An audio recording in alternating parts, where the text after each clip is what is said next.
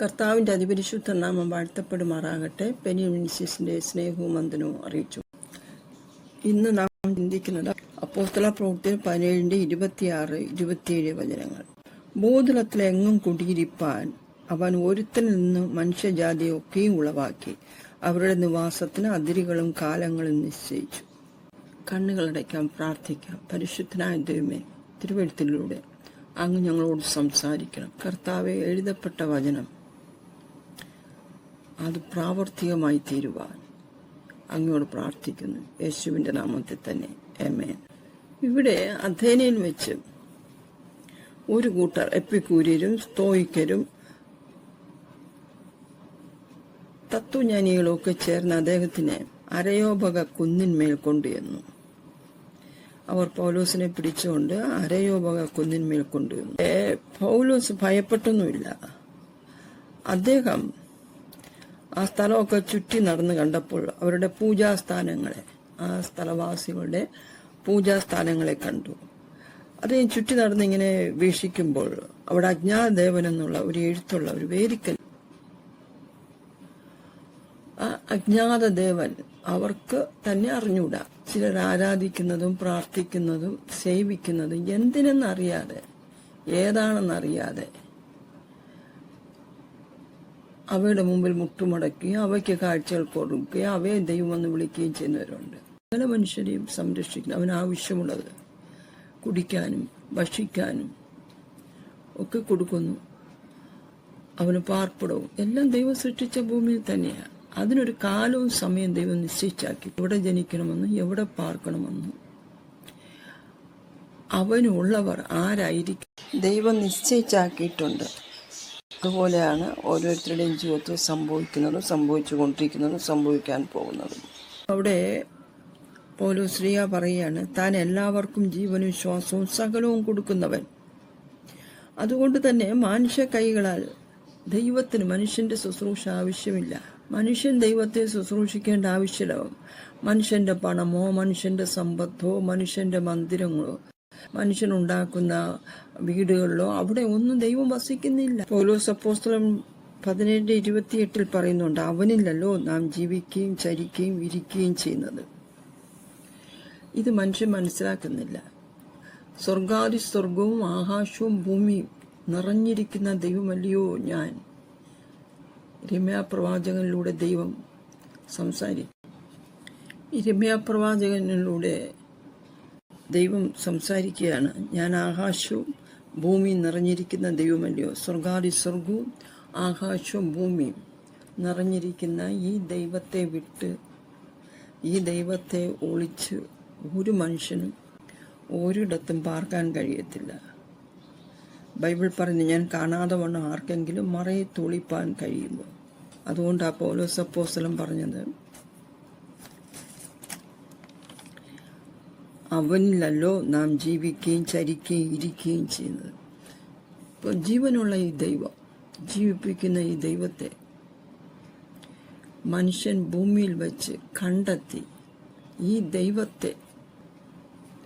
ദൈവത്തെ മനസ്സിലാക്കി ആ ദൈവത്തിൻ്റെ അടുക്കലാണ് അവൻ്റെ കാലത്തികവെങ്കിൽ ഈ ഭൂമിയിലെ അവൻ്റെ വാസം തികയുമ്പോൾ അവൻ ചെന്നെത്തേണ്ട ഇടം ആ ദൈവത്തിൻ്റെ അടുക്കലാണ്. ഇവിടെ വച്ച് കണ്ടെത്തി സ്വർഗാദി സ്വർഗവും ആകാശവും ഭൂമിയും നിറഞ്ഞിരിക്കുന്ന ഈ ദൈവത്തിൻ്റെ അടുക്കൽ വേണം. സ്വർഗത്തിൽ സിംഹാസനം വച്ചിരിക്കുന്ന ആ ദൈവത്തിൻ്റെ അടുക്കൽ പോകണമെങ്കിൽ ഭൂമിയിൽ വച്ച് ആ ദൈവത്തെ കണ്ടെത്തണം. ആ അജ്ഞാത ദേവൻ എന്ന് പറഞ്ഞ് പൗലോസ് തുടങ്ങിയ പ്രഭാഷണം, അവിടെ ആ അജ്ഞാത ദേവൻ ആരെന്ന് നിങ്ങൾ മനസ്സിലാക്കണം. അല്ലാതെ അജ്ഞാത ദേവനെന്ന് എഴുതിയ ഒരു വേദിക്കലിനല്ല നിങ്ങൾ പൂജിക്കേണ്ടത്. ശരിക്കു പറഞ്ഞാൽ നിങ്ങൾ ദൈവത്തെ ദൈവമെന്ന് മനസ്സിലാക്കി നിങ്ങൾ ആരാധിക്കണം. അത് യാതൊരു മനുഷ്യനും അത് ചെയ്യേണ്ടത് ആവശ്യമാണെന്നാണ് അദ്ദേഹം ഇവിടെ പറയുന്നത്. ദൈവം മനുഷ്യന് ബുദ്ധി നൽകിയിട്ടുണ്ട്, ജ്ഞാനം നൽകിയിട്ടുണ്ട്, അറിവ് നൽകിയിട്ടുണ്ട്. അത് ഈ ലോക കാര്യങ്ങൾ മാത്രം മനസ്സിലാക്കി പോയാൽ ഈ ലോകം കൊണ്ട് തീരുന്നതല്ല മനുഷ്യൻ്റെ ജന്മം. ഈ ലോകത്തിനപ്പുറം അവനൊരു ജീവിതമുണ്ട്. അപ്പോൾ ആ ജീവിതം നൽകിയിരിക്കുന്ന ആ ദൈവത്തെ തിരിച്ചറിഞ്ഞ് ആ ദൈവത്തെ സേവിച്ചാൽ മാത്രമേ ആ ദൈവത്തിൻ്റെ അടുക്കൽ ചെല്ലാൻ സാധിക്കൂ. ദൈവത്തെ ആരും ഒരു നാളും കണ്ടിട്ടില്ല, കാണാൻ പറ്റത്തില്ല. കാരണം അടുത്തൂടാത്ത വെളിച്ചത്തിൽ വസിക്കുന്നവനാണ് ദൈവം വെളിച്ചമാകുന്നു. തീക്ഷ്ണതയുള്ള ദൈവം, അഗ്നിയാകുന്ന ദൈവം, ആ ദൈവത്തെ ഒരിക്കലും ഒരു മനുഷ്യനും കാണാൻ പറ്റത്തില്ല. ബൈബിൾ പറയുന്നത്, ധന്യനായ ഏകാധിപതിയും രാജാതി രാജാവും കർത്താതി കർത്താവും താൻ മാത്രം അമർത്യതയുള്ളവനും അടുത്തൂടാത്ത വെളിച്ചത്തിൽ വസിക്കുന്നവനും മനുഷ്യർ ആരും കാണാത്തവനും കാണാൻ കഴിയാത്തവനുമായവൻ. അപ്പം ദൈവത്തെ ആർക്കും ഡയറക്റ്റായിട്ട് കാണാൻ പറ്റത്തില്ല. അതുകൊണ്ടാണ് സ്വർഗത്തിലെ ദൈവം തൻ്റെ പുത്രനെ മനുഷ്യവേഷത്തിൽ ഭൂമിയിലേക്ക് അയച്ചത്. ഹൃദയം കൊണ്ട് വിശ്വസിച്ചു കർത്താവിനെ വായു കൊണ്ട് ഏറ്റുപറഞ്ഞ് സ്വീകരിച്ച വ്യക്തി ഈ ലോകത്തിൻ്റെ കാലഗതിക്കൊത്തോണം നടക്കാനുള്ള വ്യക്തിയല്ല, ഈ ലോകത്തിൻ്റെ സിസ്റ്റത്തിന് അനുസരിച്ച് ജീവിക്കാനുള്ള വ്യക്തിയല്ല, ഈ ലോകത്തിൻ്റെ ഇഷ്ടത്തിനൊത്തവണ്ണം അവൻ്റെ മനസ്സും ശരീരവും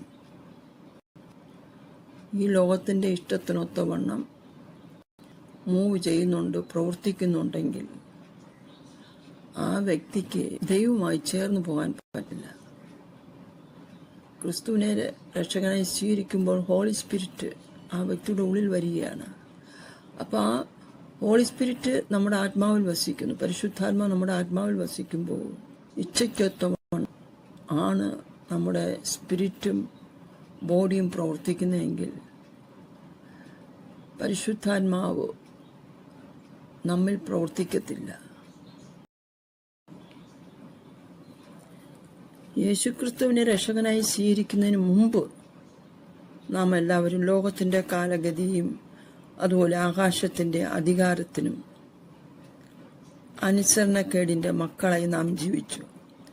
ആകാശത്തിൻ്റെ അധികാരികളുടെ എന്ന് വെച്ചാൽ അവയായിരുന്നു നമ്മെ ആധിപത്യം നടത്തിയിരുന്നത്. സ്വർലോകങ്ങളിലെ ദുഷ്ടാത്മസേനകളും അന്ധകാരത്തിൻ്റെ ലോകാധിപതികളും അതിൻ്റെ വാഴ്ചകളും അധികാരങ്ങളും ഒക്കെയാണ് രക്ഷിക്കപ്പെടുന്നതിന് മുമ്പ് ഒരു മനുഷ്യൻ്റെ അവൻ്റെ മൈൻഡിനെയും അതുപോലെ അവൻ്റെ ബോഡിയൊക്കെ കൺട്രോൾ ചെയ്തിരുന്നത്.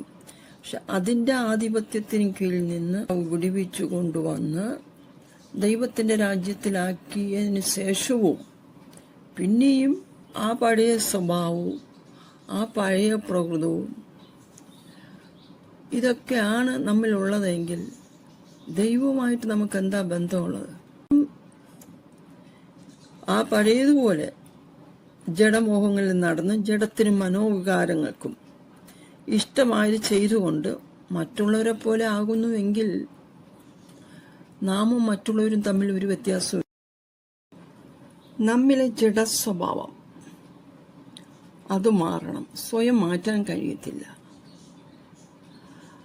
എപ്പോഴും നമ്മുടെ ജഡത്തിൻ്റെ സ്വഭാവം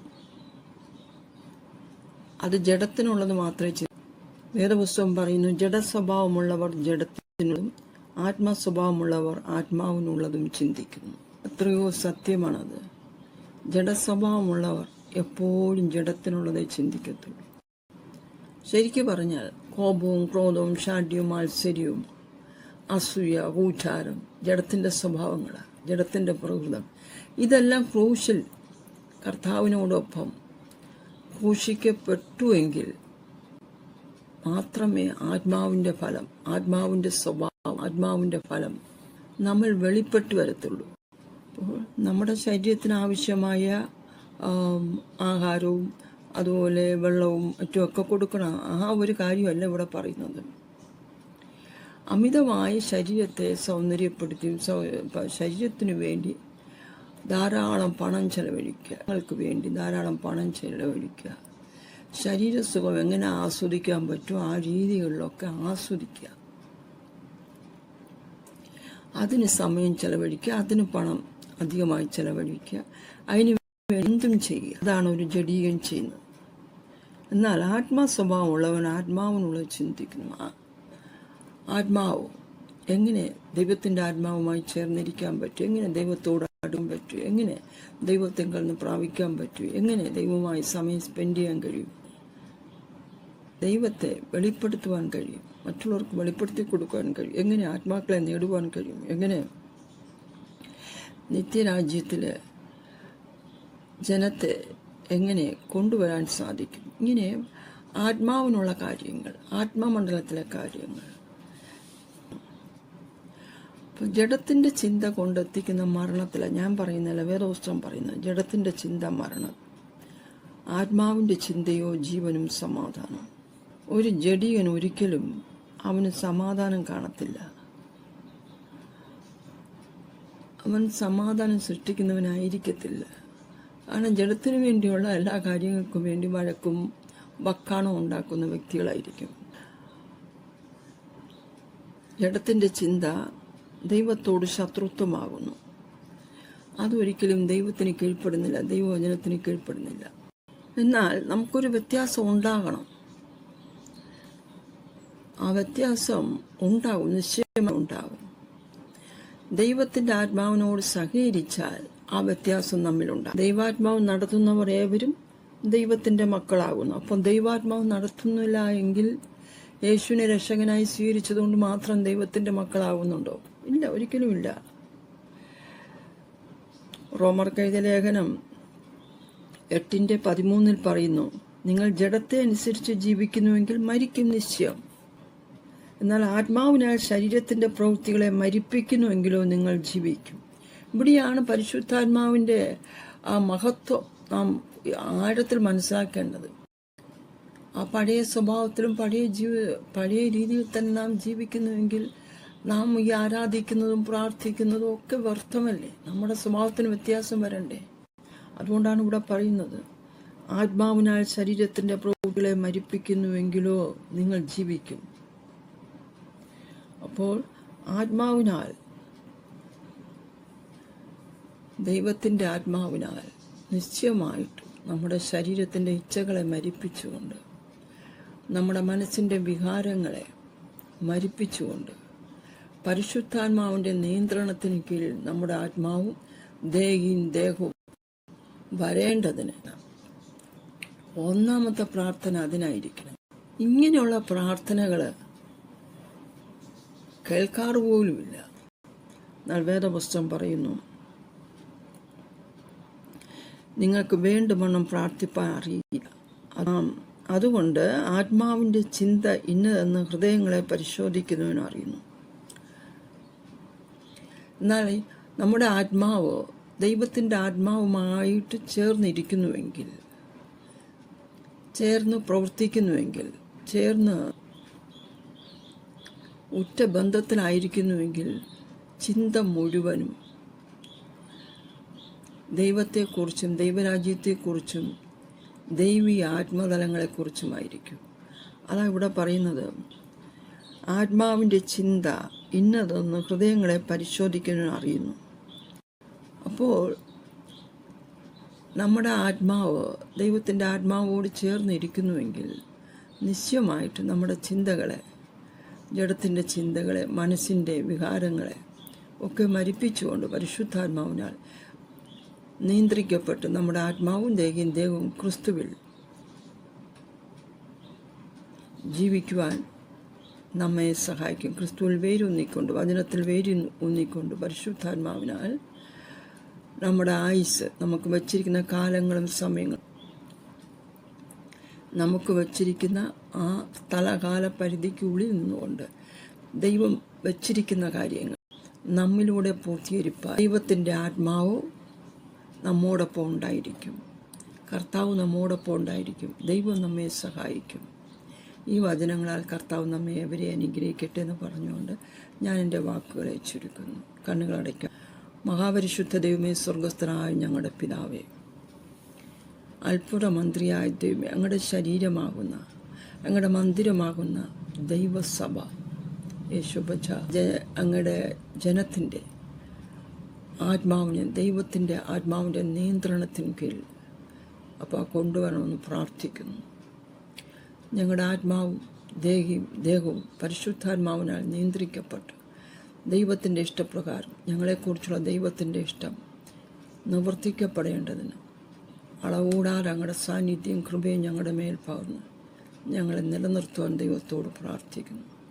ഞങ്ങളിലുള്ള ദൈവത്തിൻ്റെ ഇഷ്ടത്തിന് എതിരായിട്ടുള്ള ജഡീയ ചിന്തകളും മനസ്സിൻ്റെ വികാരങ്ങളും എല്ലാം മരിപ്പിച്ചുകൊണ്ട് ദൈവാത്മാവിന് വിധേയപ്പെട്ട് മുന്നേറുവാൻ സ്വർഗം ഞങ്ങളെ സഹായിക്കണമെന്ന് പ്രാർത്ഥിക്കുന്നു. യേശു ക്രിസ്തുവിൻ്റെ ധന്യനാമത്തിൽ തന്നെ.